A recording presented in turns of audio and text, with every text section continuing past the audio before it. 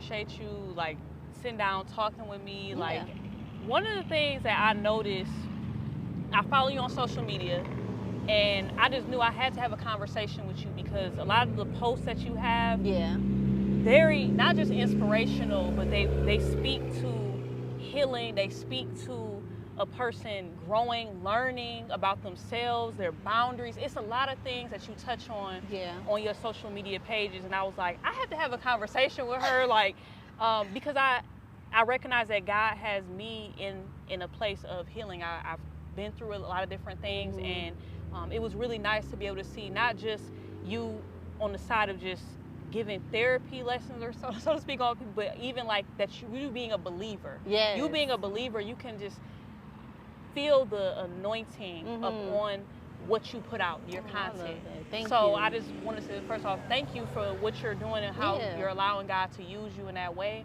I had a question for you, because for me, being an artist, I've had my times of just putting music out, creating, and I knew that it wasn't coming from a healed place. I knew that I was going through depression. I was going through feeling isolated. I was going through feeling rejected. And what I noticed is a lot of artists, they'll create, but it will be like, you can hear the hurt. You can hear the pain. So I wanted to know, what is your perspective on the importance of an artist creating from a healed place? That's powerful. I love that, because I think that at the end of the day, and we kind of touched on this before, like, where if you think about a broken crayon, that crayon can only color for so long. It becomes limited on its ability to create, you know? That's good. And so when you ask me that, it makes me think about how the power of the power of creating from a healed place, I feel like it sets you free from the difference between creating and coping. Are you really creating music, or are you coping? Wow. Because if you are in a space where you're not fully healed, you're going through the depression, you're going through, the suicidal thoughts, you're going through the pain. If you're creating, what's happening is you're really responding to your trauma. So it becomes a trauma response. Can I say this? 'Cause one of the other things I noticed some artists would say, and even for me, I've been guilty of kind of thinking along these lines. Yeah. They see music as their therapy. Ooh. And so I guess that kind of touches on what you're saying is you can be coping. That means you're not healing. You may see it as therapy because you enjoy doing it. That's it. But you're not actually becoming healed. Yeah. Wow. And to speak to that, I mean, we're human, so we all find ways to cope. Because we don't want to experience pain. We don't want to experience hurt. And so we do get ourselves in survival mode where our bodies begin to respond to that, that pain. But yeah, like you would find yourself as an artist, you are creating music and you feel that you are escaping there, but you become so isolated, and you get to a point where, like I said, you have to ask yourself, are you coping or are you creating? That's good. And I think that that's a great thing that you highlighted, because so often we hear music and artists are talking about the same things over and over, and what happens is the more you recite that pain, you also put yourself in a predicament to re-traumatize yourself. Right. Wow. Because it's like you're constantly talking about hurt, you're constantly talking about pain, and you get stuck there. Wow. I mean, that alone is just so powerful when you think about that. Yeah, that is. Well, thank you for that Yeah, insight. that was good. That's really good. Because we were touching on that. Yeah. Man, I like that crayon analogy. That's is fire. powerful. When you think about a broken crayon, it's not as effective. It can only color for so long. Yeah. Because at a certain point, it's going to be done. So what would you say even to the artists that say they don't need therapy? Some people feel as if, well, what's the difference between talking to a therapist versus talking to just my friend? I get therapy when I talk to my friend. Yeah. Or, what would you say about that? Because I can, before you answer that question, I can say for me personally, I have experienced that in a way where I remember at times I used to kind of think that way. Yeah. Like I would be talking to somebody or talking to a close friend of mine, and I saw like, oh, this is like a therapy session. This is like my therapist. God is using this person. Yeah. Not understanding until I actually went to an actual therapist who's a good therapist. Yeah. Who still is my therapist. I was able to really see the difference and how it really helped me to grow a lot, you know, and not to my friends, but I knew the difference. So what would you say about that? Well, I would say that it's not enough information out there. I would say it's not enough information out there about music therapy. There is a such thing as music therapy, but I would say the difference between talking to your friend and talking to a therapist is having the tools. We have the ability to give you tools to treat what you're going through. Your friend can only be that listening ear, but they don't have the capacity to give you the tools you need to really heal. And so I would say that avoiding that avenue of therapy and saying, you know, well, I don't need therapy, you know, it can really highlight, are you even ready to address your pain? Ooh. Yeah. Yeah. Oh, like, man. I mean, that's what it boils down to, because again, we're coping. Yeah. And so when we cope, we'll do whatever we can to feel good in that moment. But when you talk to a therapist and you get yourself in an environment where you can heal for real, it's like really addressing that pain, you know, and it's that pivotal moment of changing the story, changing the narrative. Changing the narrative, yes. Yeah. Oh my goodness, that is really good. Okay, so I guess what I would say then, you're one of those people, like I said, because I've seen your posts and the inspiration, just you as a person, you can tell that you are healed, that you are just going through your journey thriving. I had a song that I made recently. I listened to that song. Yeah, I heard it. I wanted to get your thoughts on it. Yeah. And if you have any questions about it, let me know. But you're one of those people I had to share the song with ahead of time, because I knew, I'm like, she's going to give me a perspective from a place of, first off, being a believer. Second, even being a therapist. Like, and so we talked a little bit beforehand. You gave me your thoughts. You were saying, I could tell you you're coming from a more healed place. Absolutely. And that blessed me. Absolutely. But I wanted to know what your thoughts were, like, on the song, or did you have any questions in regards to it? Yeah, I would say when I first heard the song, I'm like, this is fire. That song was fire. I would say that it was so easy for me, just knowing your journey. I've been knowing you for a really long time.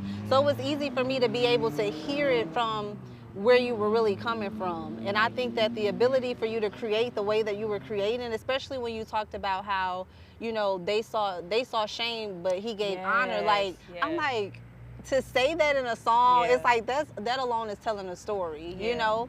So I would say to you, what did that really look like for you? When you said that they saw shame, but he gave honor, like, what did that look like?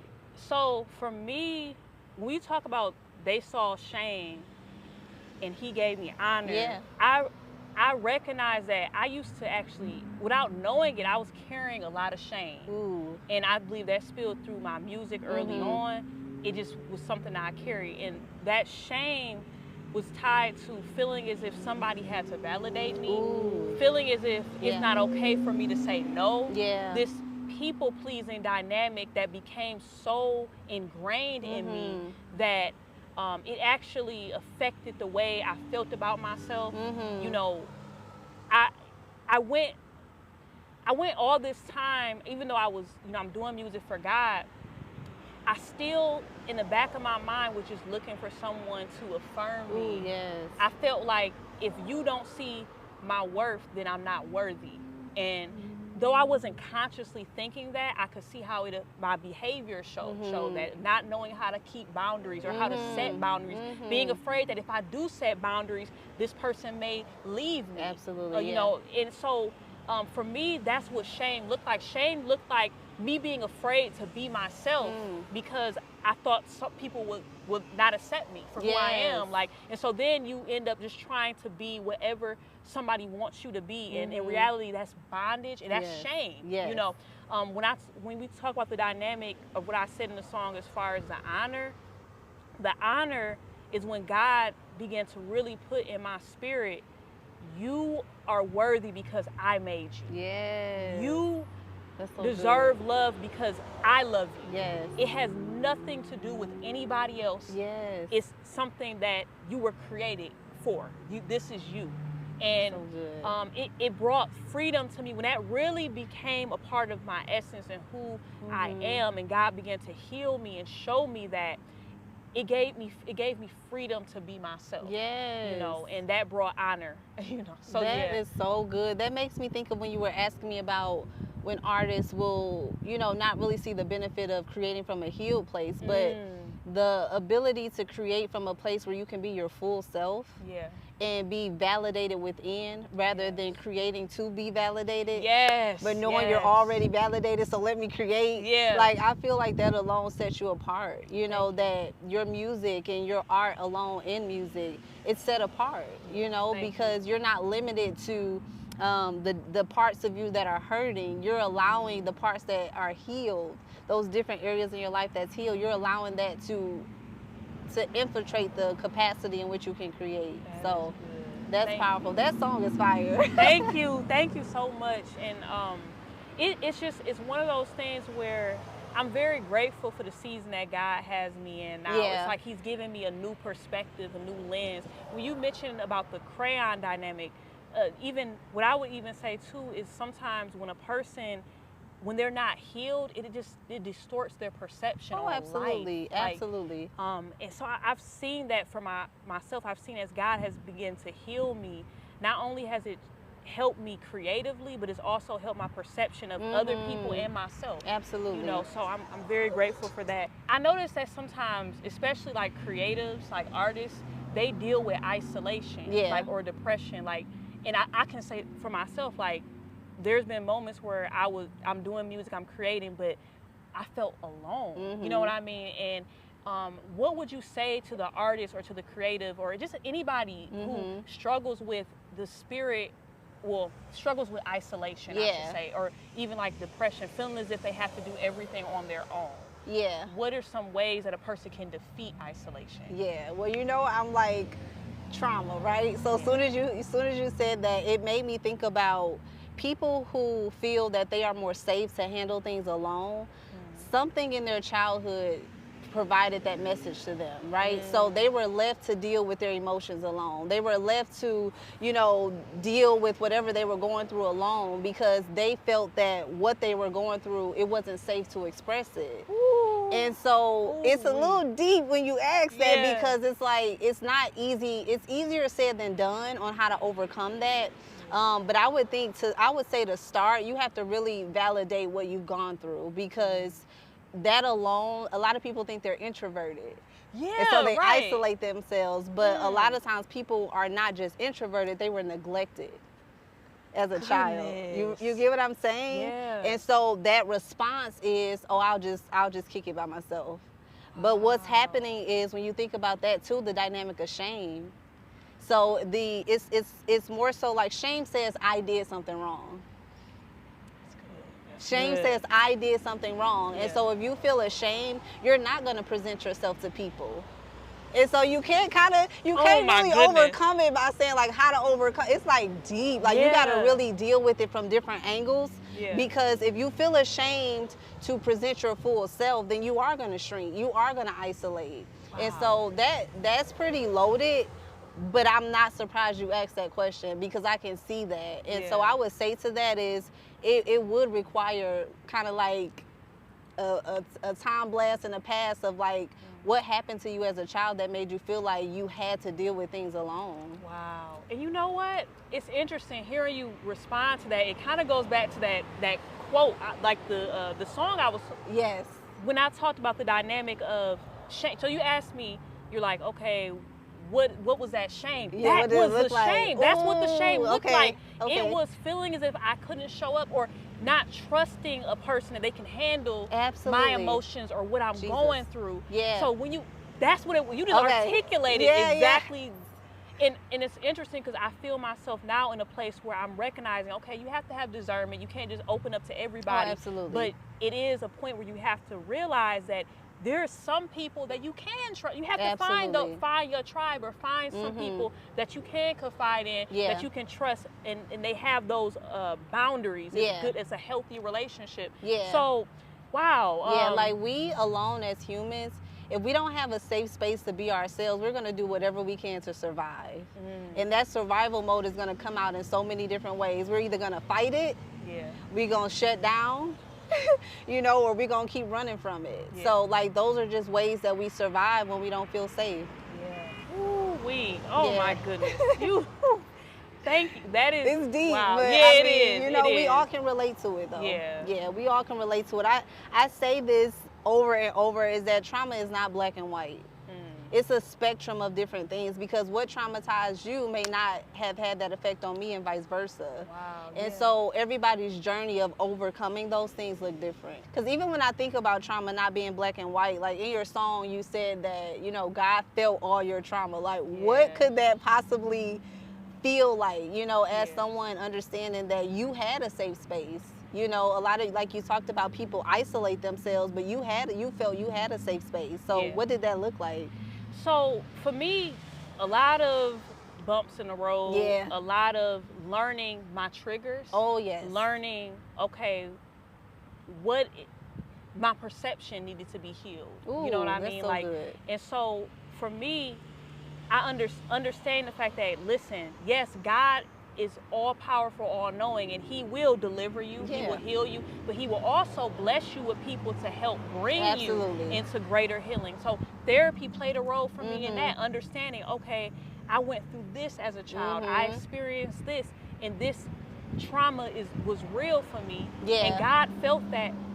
But on top of that, God did not leave me by myself. He offered the tools. Absolutely. You know, and the tools was even people in the church. I know we talk about, oh, the church is this and the church is that, but the church was used really, and certain people in the church were used to help bring the love of God. God allowed some people in the church to be a safe place for me, where I felt accepted, where I felt the unconditional love of God, and that brought emotional stability. That brought emotional safety for me, where, oh, I can be myself. And so that was used to help bring me into where I'm at now. And of course, therapy along with that, all of those things God used to play a role to get me to where I'm at now. I love that. Yeah. I remember when you were mentioning to me and asking me about how, you know, some artists will say, you know, they don't need therapy because they got their music. Yeah. And it made me think about how sometimes talk therapy isn't for everybody. Yeah. Because to keep talking about your trauma, remember we talked about that? Yes. If you keep writing about the hurt, if you keep writing about the shame,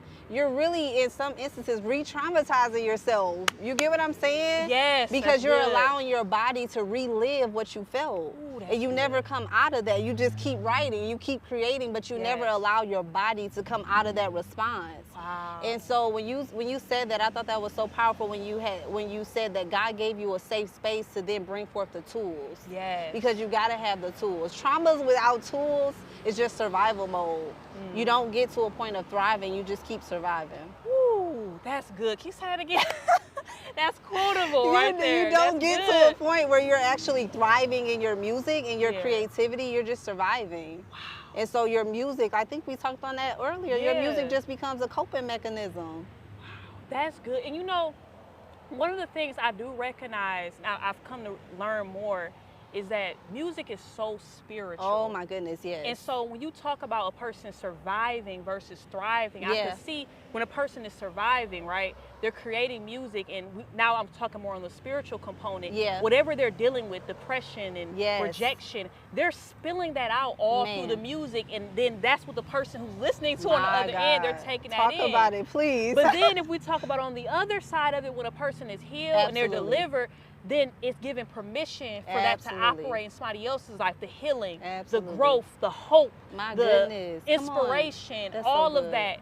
So, wow, that's really powerful. good. Yeah. How do you feel like your healing has ultimately shaped your ability to create your music? Wow, that's good. Okay, so for me, I feel like it's changed me in a way where I'm able to give my true self in the music. It's so authentic. So I'm not creating, I think you might have mentioned this earlier, I'm not looking to get anyone to validate me. It's not like, I'm not looking for the applause. Of course we all love that people appreciate our art, but I think sometimes when you're in a place, when you're in an unhealthy place or you're not healed, oh my goodness, you're looking for that applause. If you don't get it, it can drive you to depression. Absolutely. It can drive you into just all these different types of things that are negative and not good for you mentally. And so for me, being healed, I'm able to more use it as a service. Like my music is more so, okay, you're listening to it. If you do receive it, if it's speaking something to you, then that's great. Yeah. If you don't receive it, that's okay too. It doesn't change the way I view myself. I love that. And that is big for me. And also, I'm glad that God allowed, I see it more as just a privilege of being able to use my gifts and my talents for God without any strings attached. Like, I'm not looking to get anything out of it. It's just I'm being me. I'm allowing my creativity to flow. Who it blesses, that's great. But it's not anything unhealthy attached to it. You know what I mean? Like, I love that. Yeah. What would you call this chapter of your life? You know what? I'm gonna go back to I believe, just because I see how God's power is working in me. My God. The healing power of God, the creativity of God, all of that. It's all the fullness of God. I feel his power working where he's removing the trauma. He's removing the false perception. He's taking off the chains and the all of those things. Yes.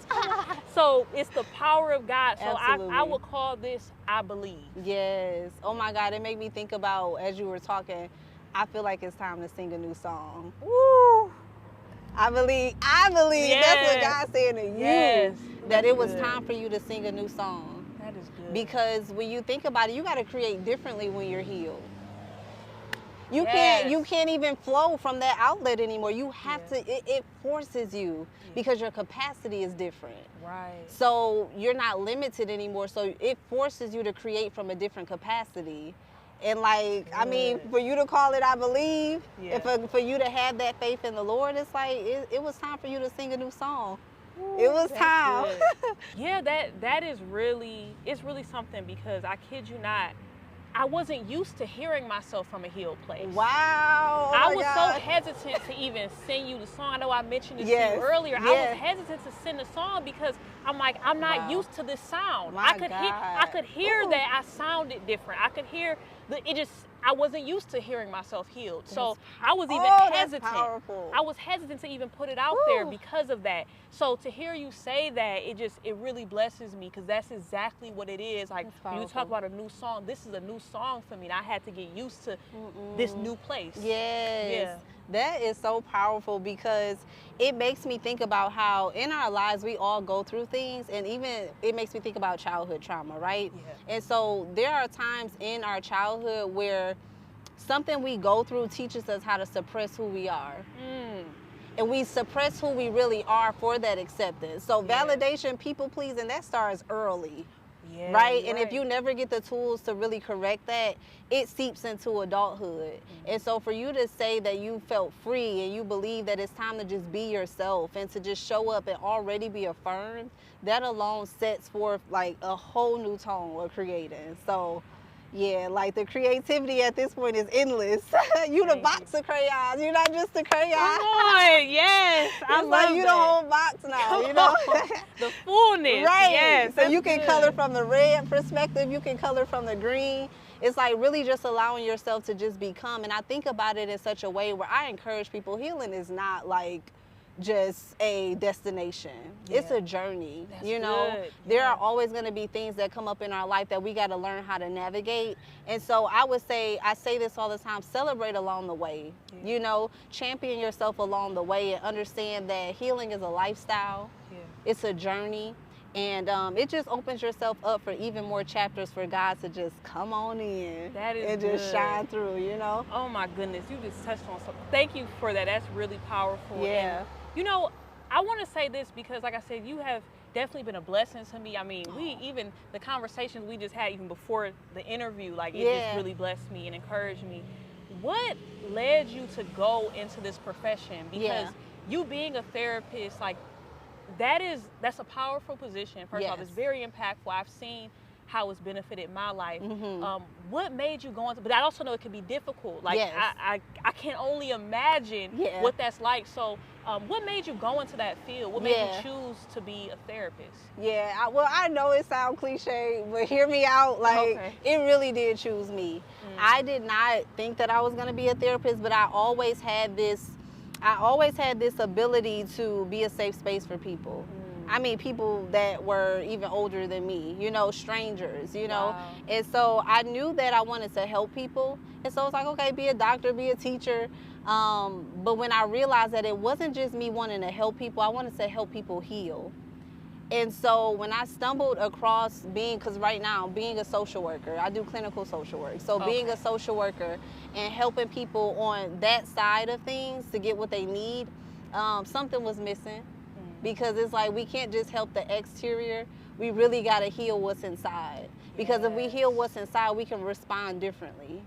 And stumbling across therapy, I knew that it was the place for me because I knew that God had that mantle on my life to heal, you know, and I knew that it couldn't just be constrained to I just want to help, you know. And you know, that leads me into another question I have for you, because sometimes you see these dynamics, right, where you have the church, but the church may kind of shy away from promoting therapy or talking about therapy. Then you have just the worldly side of it, and it may not necessarily be spiritual. Absolutely. How do you feel, what is the importance that you feel of having Jesus and then also having therapy? Like, how do those two work together? Do they work together? You know, what does that look like? Yeah, I would say you need both. I'm a firm believer and advocate that you need both.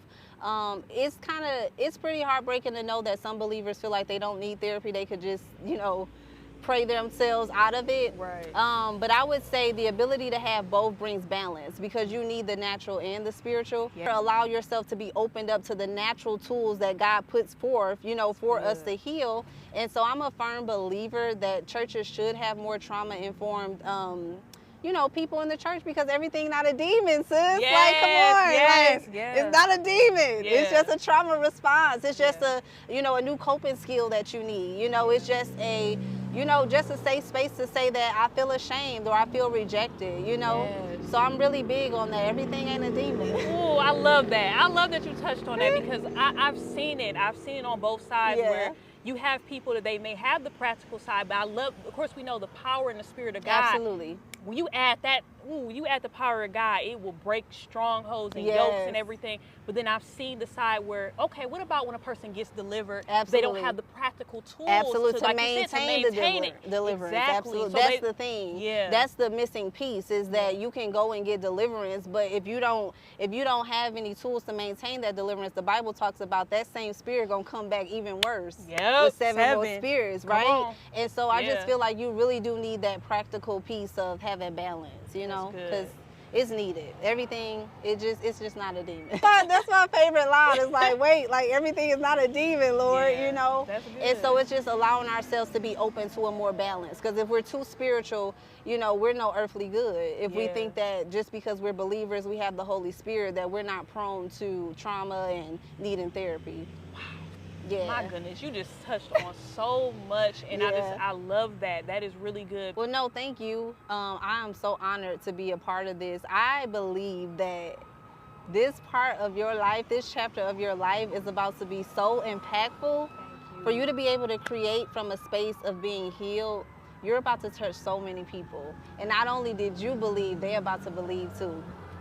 Thank you so much. They're about to believe too. I can't wait to hear the song on just so many different platforms, because it's about to really bring hope. And I know that at the end of the day, your heart is full of people being inspired by what you do. So I believe that it's time for you to sing a new song. Keep going, keep flowing, and keep creating. Thank you. You got this. Thank you. I believe.